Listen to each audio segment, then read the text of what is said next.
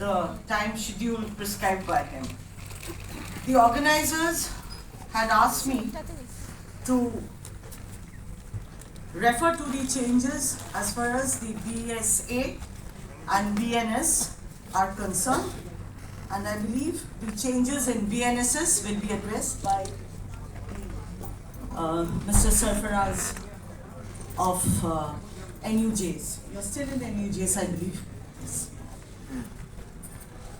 Now, as all of you know, that to cater to the contemporary needs and the technological advancement, the BSA or Bharatiya Shakya Adhiniyam has laid down provisions in addition and in modification to the provisions of the Indian Evidence Act of 1872.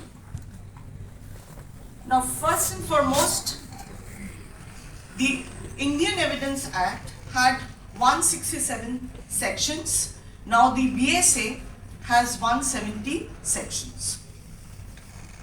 The word India has been removed from section 1, that is short title, application and commencement, to make it more encompassing.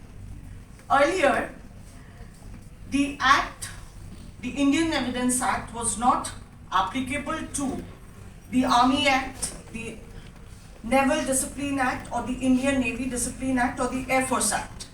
But now the BSA is made applicable to all the court-martial proceedings under the said Act.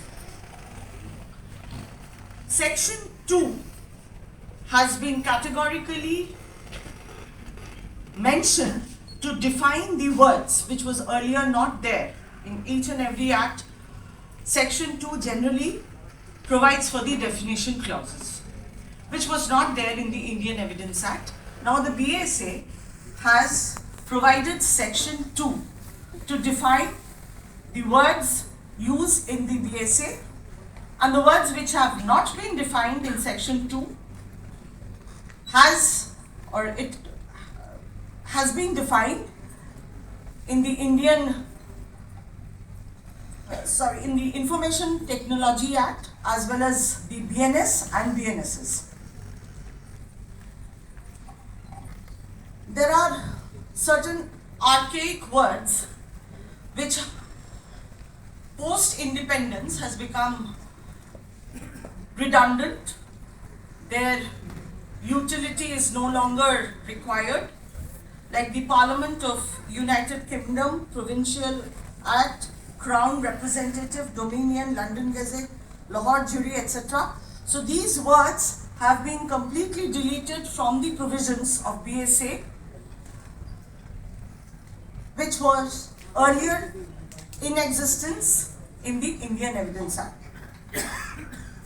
Now, Section 3 of the Indian Evidence Act had defined document, which meant matters expressed or described upon any substance by means of letters, figures or marks, or by more than one of these means intended to be used or which may be used for the purpose of recording that matter.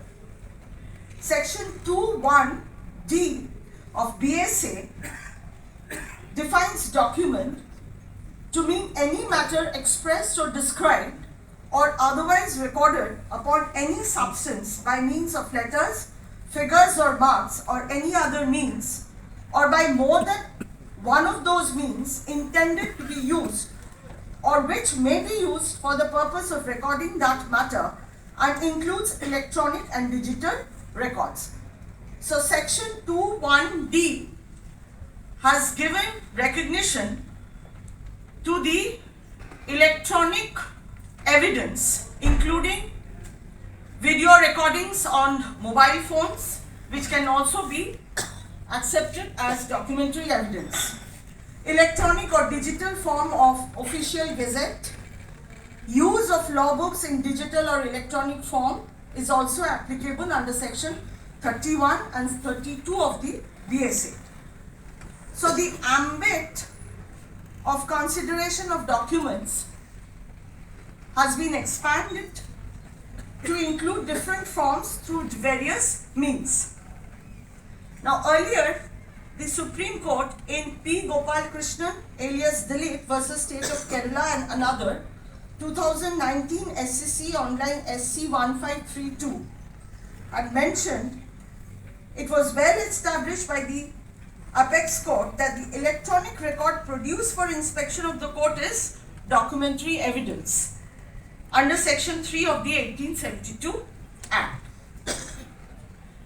Section 3 of the Indian Evidence Act defined evidence to include all statements which the court permits or requires to be made before it by witnesses in relation to matters of fact under inquiry. Such statements are called oral evidence. All documents, including electronic records, produced for the inspection of the court, such documents are called documentary evidence.